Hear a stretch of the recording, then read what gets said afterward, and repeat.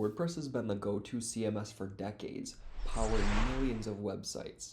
But today, I'm taking a look into why, as a developer specializing in custom software solutions, I chose Payload CMS over WordPress, and why it might be the right move for your business too.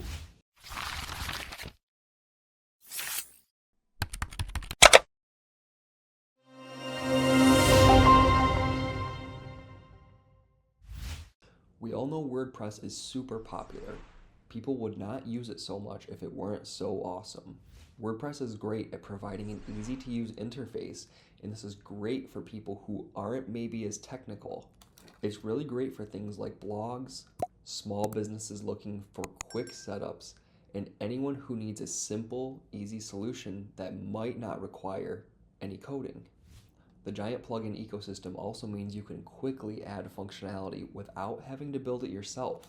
WordPress is ideal if your project needs speed to launch, a low technical barrier to entry, your customizations remain relatively straightforward, and you don't really have a lot of money maybe to invest into the project. And this is where Payload CMS is a little bit different. To be honest, I can admit this is not for everyone. It does require a developer-first approach, meaning you're going to need some technical knowledge to be able to use this, or a team to be able to handle the custom coding. Payload is not ideal for hobbyists, or if you prefer the plug-and-play style that WordPress offers that I just talked about. We talked about why WordPress is so awesome, but I want to talk just a little bit about its limitations. Those being complex customizations. WordPress relies quite heavily on plugins. As you can see, there are 59,000 or so free plugins, and each plugin comes with its own code base. When multiple plugins interact, conflicts can arise because they weren't really designed with those specific combinations in mind all the time. This can lead to security vulnerabilities and slow performance because each plugin adds a little bit of overhead, increasing page load times and potential for security loopholes. I wanted to talk about this video a little bit. I think it really demonstrates what I'm trying to prove. In this video, Adrian, who co-wrote Django, is making a case against using frameworks. I'm not going to go into crazy details, but it's an interesting video if you haven't seen it before. I'll add it to the description. One thing that really stands out to me about this video is that Adrian explains very passionately that when you use these frameworks, you actually get all of the functionality and code for every single feature of it. At first, this might not sound like anything crazy, but if you think about it and listen to his explanation just a little bit further, it starts to make a little bit more sense why this might not be ideal. He talks along the lines of the needs of the framework evolving over time. Basically, the more people who use your software, the more needs that there are. So you expand the scope of your framework.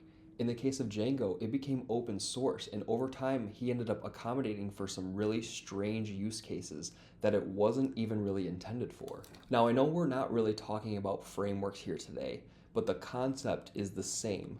When you download one of these popular plugins, you get all of these unique features and functionalities with it that you might not have ever even needed. It's an interesting watch. Once again, I'll leave the link for this video in the description. So how does Payload fix these problems? How is Payload a solution? Well, it does this by being built around a code-first development configuration. This means integrations and features are carefully designed and tightly controlled within your own code base. You have full control over security, functionality, and performance, significantly reducing potential conflicts.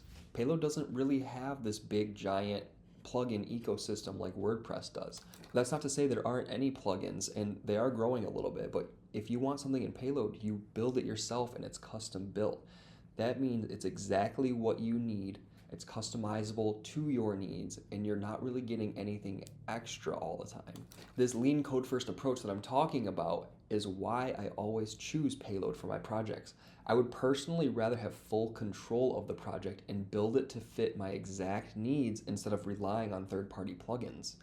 I understand that's not for everyone, but for my project, this is what works best.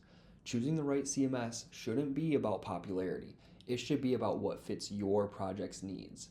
If you're stuck deciding between CMSs for your project or exploring Payload CMS for your custom software solutions, subscribe for more insights or drop your questions in the comments. I'm always happy to share more from my experiences. Thanks so much for tuning in.